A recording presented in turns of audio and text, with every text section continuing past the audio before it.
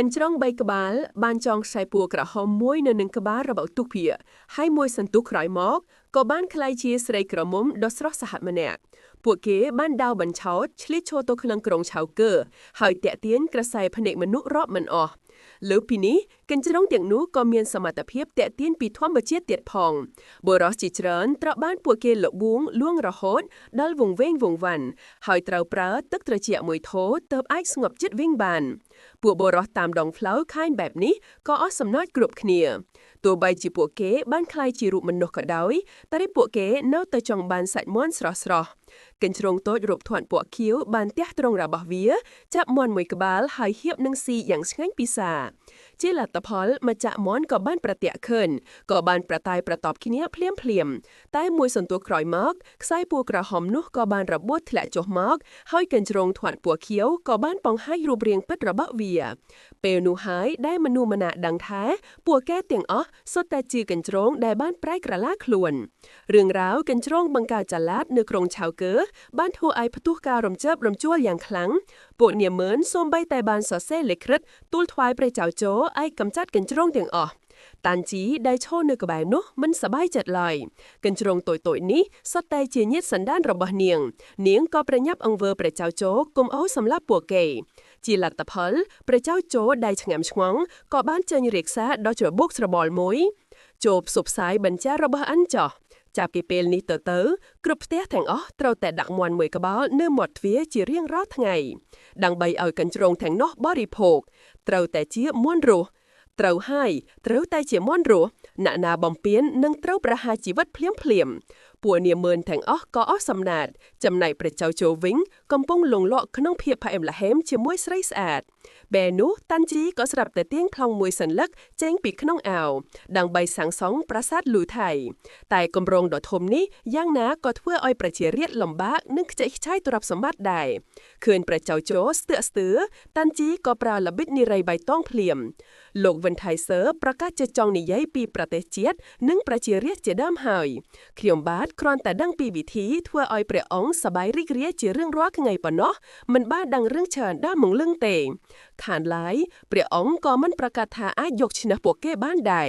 ទុកវាចោះទៅខានឡាយខ្ញុំបានត្រឹមតែឃើញប្រាសាទលូថៃនៅក្នុងសុពិនប៉ុណ្ណោះព្រះចៅជោក៏ត្រូវបានតាន់ជីបញ្ចុះបញ្ចូលភ្លាមហើយបានអនុញ្ញាតឲ្យសាងសង់ប្រាសាទលូថៃតែប្រជារាស្ត្រវិញរងទុក្ខវេទនាជាខ្លាំងពួកស្ត្រីត្រូវត្រៀមមាន់រស់ចំណែកពួកបរិសុទ្ធវិញត្រូវបានគេចាប់បង្ខំឲ្យទៅសាងសង់ប្រាសាទលូថៃ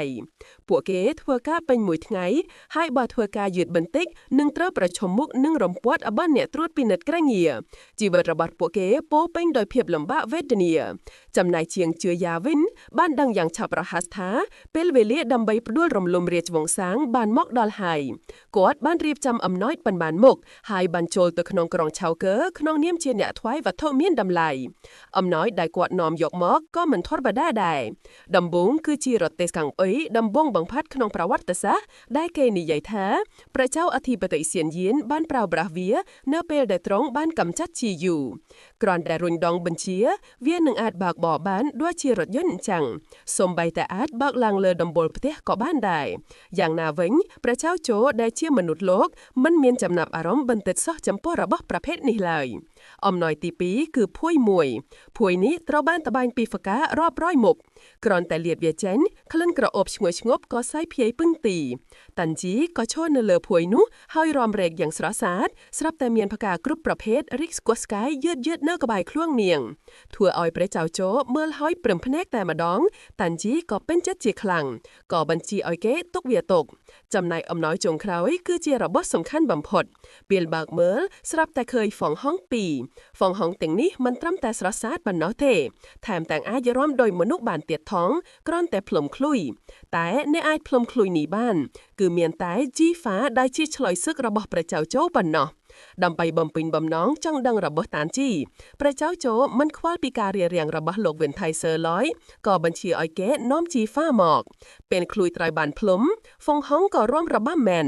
លើសពីនេះសំឡេងឃ្លួយនេះហាក់ដូចជាមានអំណាចវេទមន្តធ្វើឲ្យទ័ពទាំងអស់នៅក្នុងព្រះបរមរាជវាំងលងលក់ជោគជ័យដាច់អារម្មណ៍មួយសន្ទុះក្រោយមកសត្វស្លាបរាប់មិនអស់ក៏ហើរមកពីលើមេឃតែទានចំឡាប់អារម្មណ៍មនុស្សម្នាចំណែកជីហ្វាវិញក៏ឆ្លៀតពេលដៃមនុស្សម្នាកំពុងលងលក់ក៏ជីហ្វុងហុងជាមួយជាងជួយយ៉ាភ្លាមហើយបានរត់គេចខ្លួនចេញពីក្រុងឆៅកើយ៉ាងអង្អាចបែបនេះ